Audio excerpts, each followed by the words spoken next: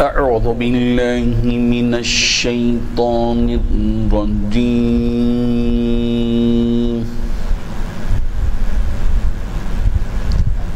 بسم الله الرحمن الرحيم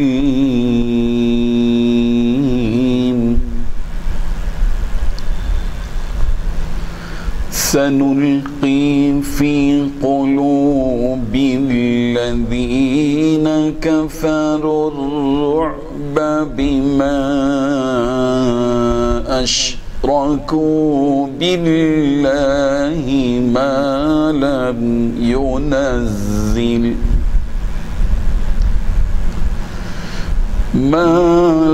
ينزل به سلطانا ومأواهم النار وبئس مثوى الظالمين صدق الله العظيم. حاضرین و ناظرین، یہ درس نمبر 282 ہے. سورہ آل عمران کی آیت نمبر 151 کی تلاوت کی گئی. لفظی ترجمہ دیکھیے، سنلقی ان قریب ہم ڈال دیں گے، فی قلوب الذین ان لوگوں کے دلوں میں جنہوں نے کفروا کفر کیا، الرعب رعب، بما اشرکوا اس سبب سے کہ انہوں نے شرک کیا، یعنی ان کے شرک کے سبب سے، باللہ اللہ کے ساتھ، ما لم ينزل اس چیزوں کو جو نہیں اتارا، بہی سلطانہ جس کی کوئی دلیل، ومأواہم اور ان کا ٹھکانہ، النار آگ ہے، وبئس مثوى الظالمین اور یہ ظالموں کا برا ٹھکانہ ہے. ترجمہ یوں ہے، جن لوگوں نے کفر اپنایا ہے ہم عن قریب ان کے دلوں میں رعب ڈال دیں گے، کیونکہ انہوں نے اللہ کی خدائی میں ایسی چیزوں کو شریک ٹھہرایا ہے جن کے بارے میں اللہ نے کوئی دلیل نہیں اتاری. ان کا ٹھکانہ دوزخ ہے اور وہ ظالموں کا بدترین ٹھکانہ ہے. بزرگان محترم، اللہ تعالیٰ نے اس آیت میں دو باتیں بتائی ہیں. پہلی بات اللہ تعالیٰ نے بتائی کہ ہم کافروں کے دل میں رعب اور ہیبت ڈال دیتے ہیں. دوسری بات یہ بتائی کہ کافروں کا انجام دوزخ ہے اور وہ ظالموں کا برا ٹھکانہ ہے.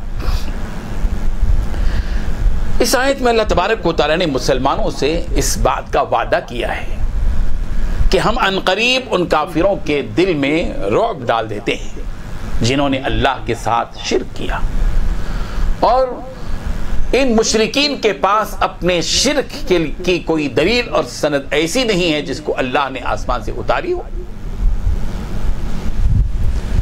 یہ جو آیت نازل ہوئی اس پس منظر میں، اس بیک گراؤنڈ میں نازل ہوئی کہ جنگ احد کے بعد جب مشرکین کو آگے جانے کے بعد تھوڑی سی شرمندگی ہوئی، اور وہ مشرکین یہ کہنے لگے کہ ہم لوگوں کو چاہیے تھا کہ جتنے مسلمان وہاں موجود تھے سب کو قتل کر دیتے، ان کا نام و نشان باقی نہ رہتا اور دین سارا کا سارا ختم ہو جاتا. چنانچہ انہوں نے ارادہ کیا کہ چلو اب واپس ہم پھر چلتے ہیں اور ان مسلمانوں کو قتل کرتے ہیں. ارادہ کیا ہی تھا، اللہ تبارک و تعالیٰ نے ان کے دلوں میں ایک رعب ڈال دیا، ایک ہیبت سی ڈال دی. چنانچہ وہ لوگ مکے کی طرف واپس ہو گئے، بجائے مدینے کو دوبارہ واپس آنے کے مکے کی طرف، اپنے وطن کی طرف لوٹ کر آ گئے. لیکن جاتے ہوئے ایک دیہاتی تھا جس پر اس کی نظر پڑی، جو مدینے کی طرف آ رہا تھا، تو اس سے انہوں نے یہ کہلا بھیجا کہ جاؤ تم مدینے میں یہ بات گرم کر دو، وہاں اطلاع یہ پہنچا دو کہ مکے کے لوگ تمہارے خلاف حملہ کرنے کی تیاری زور و شور سے کر رہے ہیں. یہ بات اللہ تبارک و تعالیٰ نے حضور اکرم صلی اللہ علیہ وسلم کو وحی کے طور پر بتلا دی کہ اس قسم کی باتیں وہاں ہو رہی ہیں۔ اللہ کے نبی صلی اللہ علیہ وسلم نے صحابہ کرام کی جمعیت کو بھیجا اس جگہ پر جس جگہ پر وہ مشرکین یہ باتیں کر رہے تھے، لیکن اس وفد کے پہنچنے سے پہلے ہی وہ وہاں سے چل چکے تھے۔ بہرحال یہاں جو بات بتانا چاہ رہے ہیں اللہ تبارک و تعالیٰ وہ یہ کہ اللہ تبارک و تعالیٰ نے شرک کرنے والوں پر ایک رعب قائم کیا۔ شرک جو ہے ایک ایسی چیز ہے جب آدمی شرک کرتا ہے، اللہ کو چھوڑ کر، طاقتور پروردگار کو چھوڑ کر کمزوروں کی پوجا کرتا ہے، کمزوروں کی عبادت کرتا ہے، اللہ تعالیٰ اس کے دل کو بھی کمزور کر دیتے ہیں اور اس کے دل میں ہیبت اور رعب ڈال دیتے ہیں۔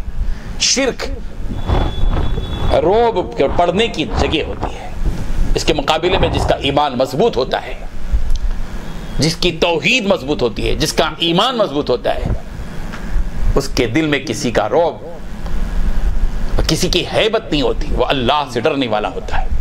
غیر اللہ کی طرف، غیر اللہ کی کوئی چیز اس کے لیے رعب کا ذریعہ نہیں بنتی، جبکہ ایمان مستحکم ہو، حقیقی اور کامل ایمان اس کے دل کے اندر موجود ہو۔ یہ ایک بات تو یہ بتائی اللہ تعالیٰ نے۔ دوسری بات جو یہاں اللہ تبارک و تعالیٰ نے بتائی کہ یہ جو مشرک ہیں ان کا ٹھکانہ دوزخ ہے، اور ظالموں کا ٹھکانہ بہت برا ہوتا ہے۔ یہاں ظالم کا لفظ کیوں استعمال کیا گیا؟ اس لیے کہ شرک دنیا کا سب سے بڑا بھاری ظلم ہے۔ ایک ظلم وہ ہے جو دنیا میں آدمی ایک دوسرے پر کرتا ہے، کسی کو مارتا ہے، کسی کو قتل کرتا ہے، کسی کا مال ناجائز طور پر ہتھیا کر اس پر ظلم کرتا ہے، یہ بھی ایک ظلم ہے۔ ان تمام ظلموں کے بیچ میں ایک بہت بھاری جو ظلم ہے جس کو قرآن مجید نے ظلم عظیم قرار دیا وہ شرک ہے۔ ان الشرک لظلم عظیم، بے شک شرک بڑا بھاری ظلم ہے۔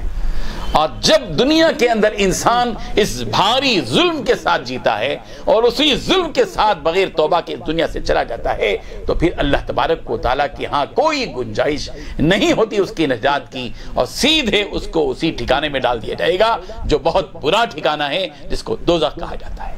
اللہ تبارک و تعالیٰ ہم سب کو شرک سے بچائے اور ایمان کے ساتھ ہم سب کو زندگی بسر کرنے کی توفیق عطا فرمائے۔ وآخر دعوانا ان الحمدللہ رب العالمین۔ لا الہ الا اللہ، لا الہ